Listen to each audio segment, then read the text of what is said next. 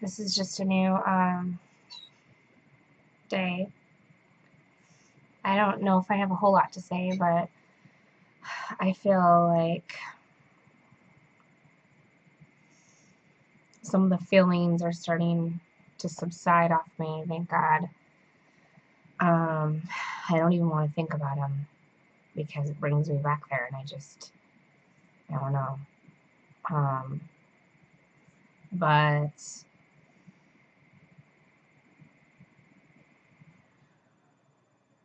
I still feel a little slowed. I still have like racing thoughts in my head, but I don't feel um, like the need to talk about them. Um, 'Cause I tend to get a lot of pressured speech, I guess, when I'm manic. Um, but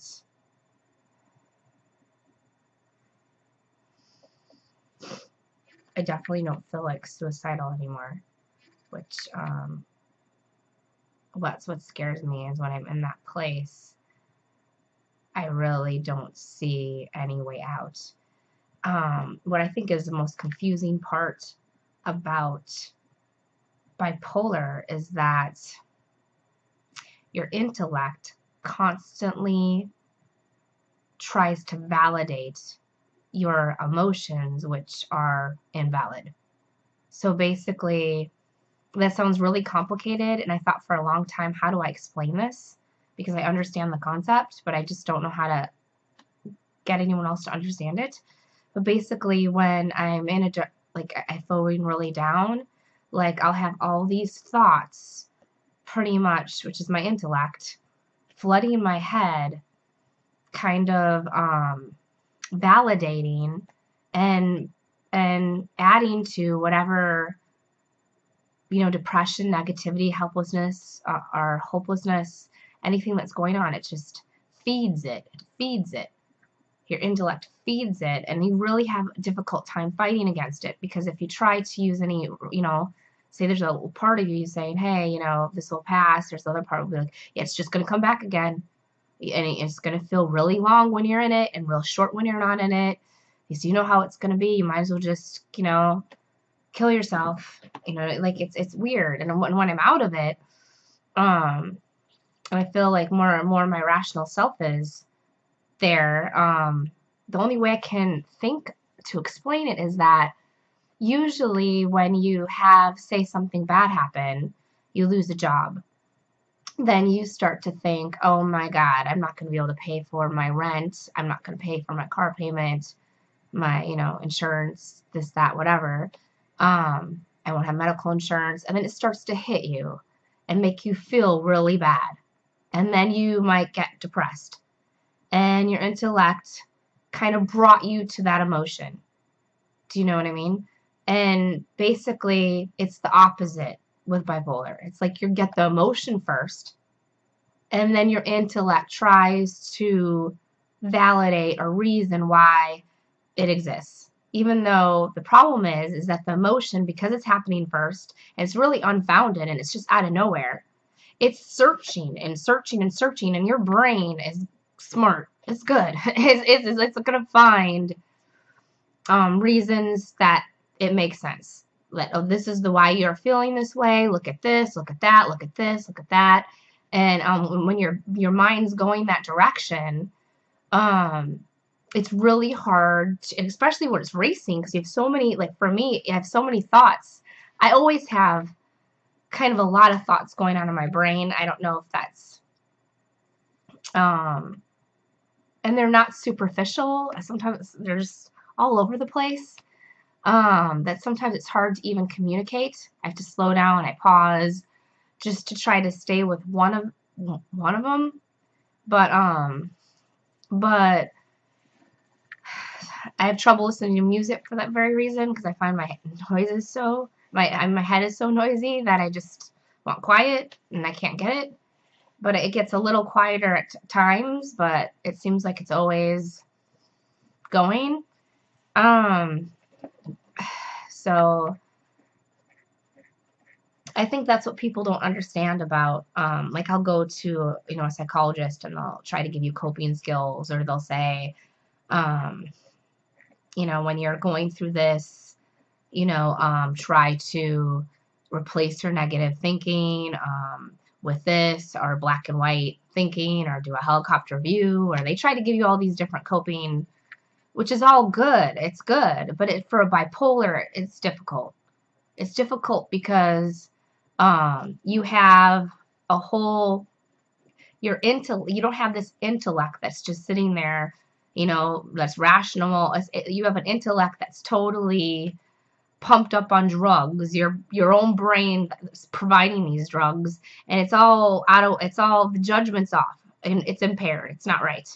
And so it's just a feeding frenzy on this crap, and it is not going anywhere. So, but I still think it's important to see a psychologist, because I think that they help teach you, what they can help also see in you what's happening. They can say, have you been taking your medications? You seem a little this, or they can help you stay on board and maybe catch red flags. Maybe it helps reduce stress, which helping reduce stress really helps, a less chance of an episode occurring when you're stabilized on your medications. Because for me, even on medications, if I have a bad enough stress or something really out of the ordinary for my routine, I often, like every time I go on trips, I get manic. If I go on a trip anywhere, I get manic. And sometimes it's the euphoric one, which then it's the best trip I've ever had, and I'll remember it and be like, wow, that was the greatest thing I ever did. And but then if it's I don't know if it's called dysphoric, then it's kind of like, I'm crying one minute, I'm angry the next minute.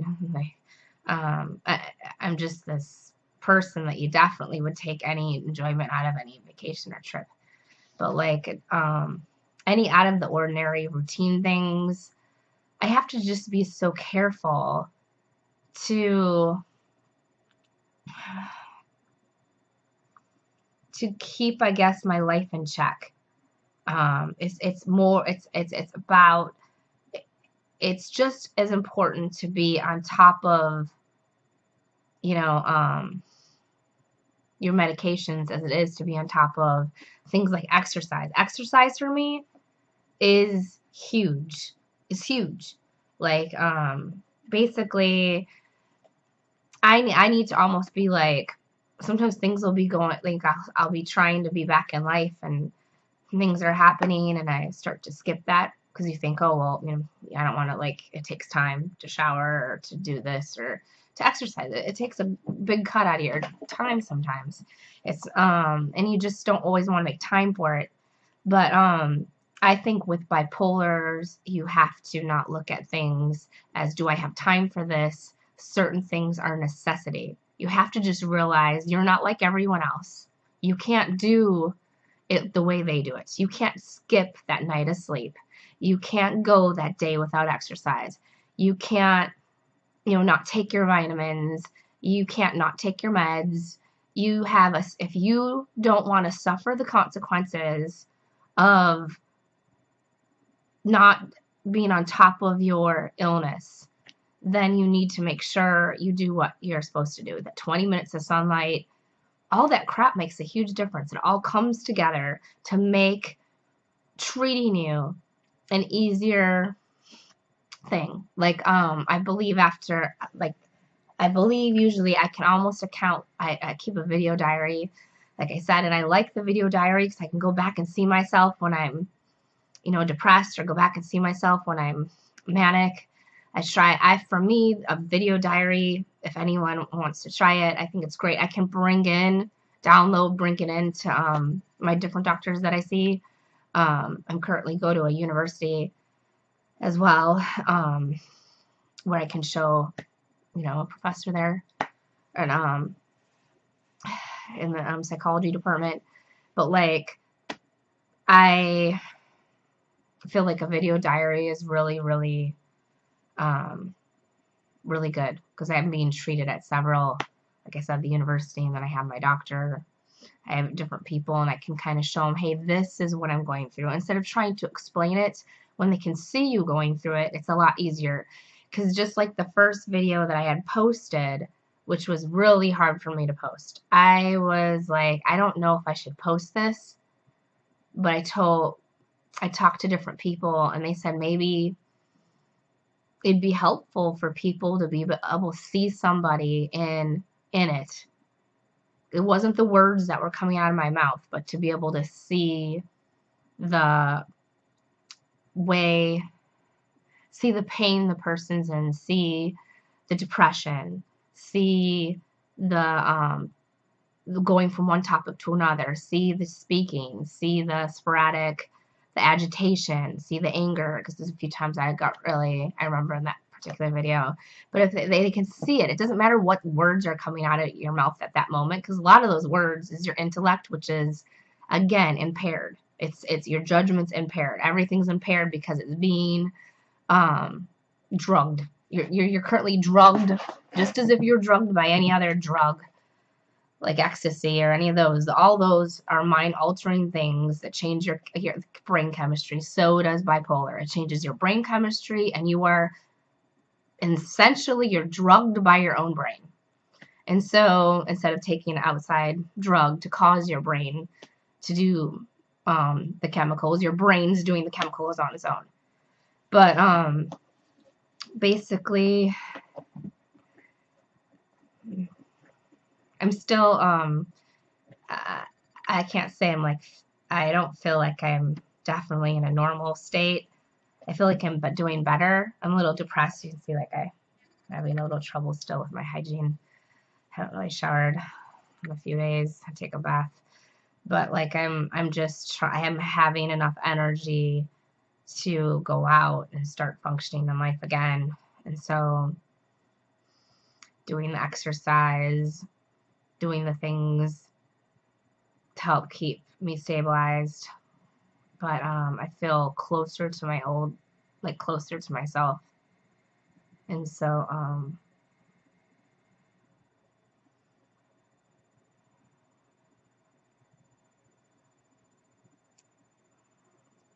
so I guess I thought I would make another video and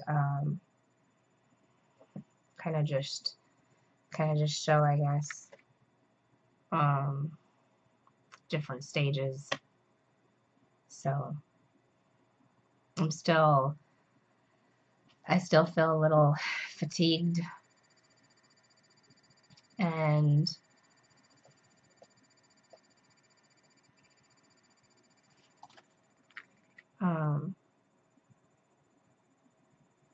but less depressed. Well, I mean, I guess this would be depressed for a lot of people. I guess normal people would consider this depressed. But for me, this is a hell of a lot better. So, that's it.